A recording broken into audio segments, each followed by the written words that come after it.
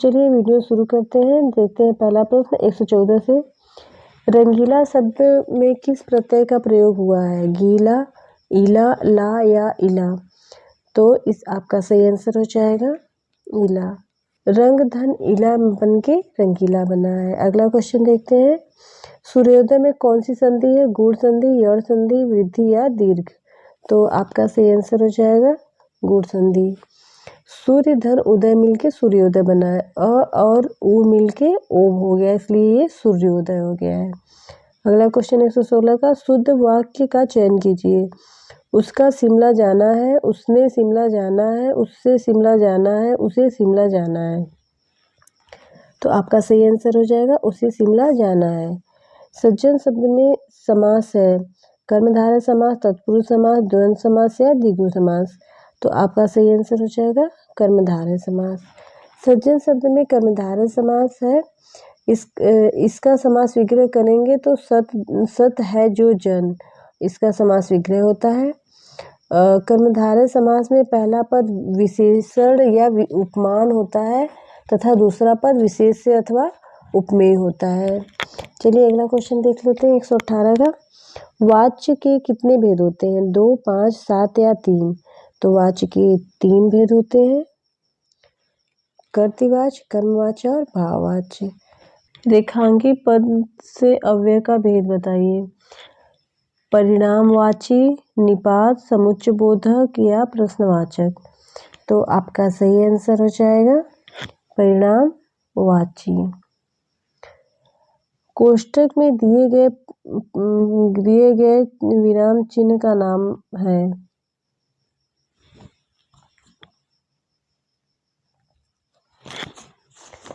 कोष्ठक में दिए गए विराम चिन्ह का नाम है प्रश्नवाचक, अल्प विराम, पूर्ण विराम या विस्मय बोधक?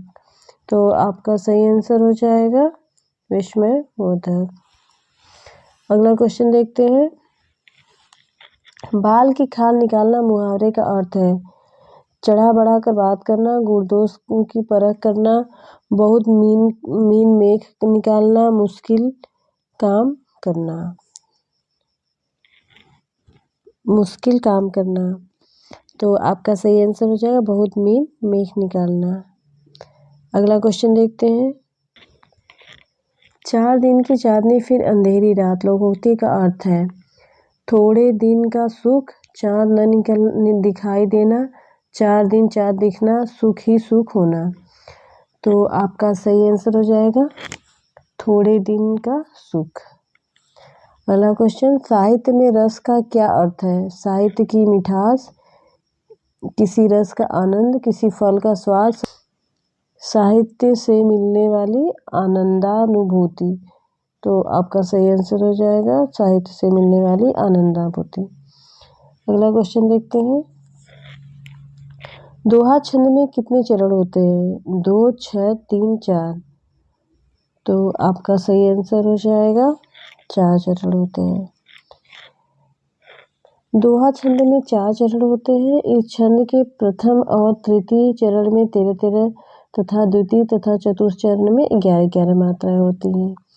इसके द्वितीय चरण के अंत में गुरु और लघु होते हैं। अगला क्वेश्चन देखते हैं 125 का।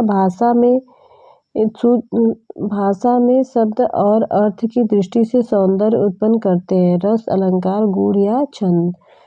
तो आपका सही आंसर हो जाएगा अलंकार। अगला देखते हैं। य, र, ल, व किस प्रकार के व्यंजन है? ऊष्म, अंतस्थ, आयोगवा या स्पर्श? तो आपका सही आंसर हो जाएगा अंतस्थ। निम्नलिखित में से कौन सा शब्द स्त्रीलिंग है? कृपा, मित्र, कार्य, त्योहार? तो आपका सही आंसर हो जाएगा कृपा। वचन किसका बोध कराता है? प्राणी या वस्तु के एक या अनेक होने का, प्राणी या वस्तु के एक होने का, प्राणी या वस्तु के अनेक होने का, प्राणी या वस्तु के लिंग का? तो आपका सही आंसर हो जाएगा प्राणी या वस्तु के एक या अनेक होने का। अगला क्वेश्चन देखते हैं। उसने टेढ़ी चाल चली, वाक्य में कौन सा कारक है? कर्म कारक, संबंध कारक, अधिकरण कारक या कर्ता कारक? तो आपका सही आंसर हो जाएगा कर्ता कारक। कर्ता कारक में कारक चिन्ह ने का प्रयोग होता है, कर्ता ने का प्रयोग होता है। इसमें टेढ़ी चाल चली। इस वाक्य में कौन सा कारक है? तो कर्ता कारक है। अगला देखते हैं, निम्नलिखित में से किस वाक्य में सर्वनाम का प्रयोग हुआ है? आज बरसात होगी, मैं कल दिल्ली जा रहा हूँ, घर का काम कर लो, सीमा और रीमा बहनें हैं। तो आपका सही आंसर हो जाएगा निम्नलिखित कल दिल्ली जा रहा हूँ। विशेषण किस शब्द की विशेषता बताता है? संज्ञा की, कारक की, क्रिया की या वचन की? तो आपका सही आंसर हो जाएगा संज्ञा की। संज्ञा की विशेषता बताने वाले शब्द को विशेषण कहते हैं। संज्ञा या सर्वनाम की विशेषता बताने वाले को, जैसे बड़ा लड़का, लाल मिर्च, 4 आदमी आदि। कर्म के आधार पर क्रिया के कितने भेद होते हैं? 3, 4, 6 या 2? तो कर्म के आधार पर क्रिया के 2 भेद होते हैं, कर्तव्य, सकर्मक क्रिया और अकर्मक क्रिया। अगला देखते हैं 133 का, व्याकरण में काल का क्या अर्थ है? अंत, समय, पीड़ा या मृत्यु? तो आपका सही आंसर हो जाएगा समय। यह ताले की चाबी है। रेखांकित शब्द में कौन सा कारक है? संप्रदान कारक, अपादान कारक, करण कारक या कर्ता कारक? तो इसमें से कोई भी आंसर सही नहीं है, कोई भी ऑप्शन सही नहीं है, क्योंकि इस वाक्य में संबंध कारक है। संबंध कारक का कारक चिन्ह का, की, के, रारी, रे, नानी, ने ये होता है। जैसे ताले की, तो यहाँ पे संबंध कारक है। कौन सा कारक है? संबंध कारक है। निम्नलिखित में कौन सा शब्द पुल्लिंग है? बहुधिया, डिबिया, साध्वी या संचालक? तो आपका सही आंसर हो जाएगा संचालक। अगला क्वेश्चन देखते हैं, निम्नलिखित में कौन सा शब्द तत्सम का शब्द नहीं है? शोक, पृथ्वी, परख या चंद्र? तो आपका सही आंसर हो जाएगा परख। किस विकल्प में सभी शब्द तत्सम शब्द हैं? आग, जीप, घर, दूसरा है पत्र, फूल, हाथी, तीसरा है बरखा, रात, सत्य, चौथा है उच्च, दुर्बल, पुष्प। तो आपका सही आंसर हो जाएगा आग, जीप, घर। अगला क्वेश्चन देखते हैं, दिए गए विकल्प में कौन सा विकल्प दूध का पर्याय नहीं है? दूध, पेय, गोरस या अमी? तो आपका सही आंसर हो जाएगा अमी। दुग्ध, पेय, गोरस ये दूध के पर्याय हैं। अमी, ये अमी का मतलब होता है अमृत। अगला क्वेश्चन देखते हैं, सापेक्ष का सही विलोम शब्द होगा? निरपेक्ष, परोक्ष, प्रतिपक्ष, स्पष्ट? तो आपका सही आंसर हो जाएगा निरपेक्ष।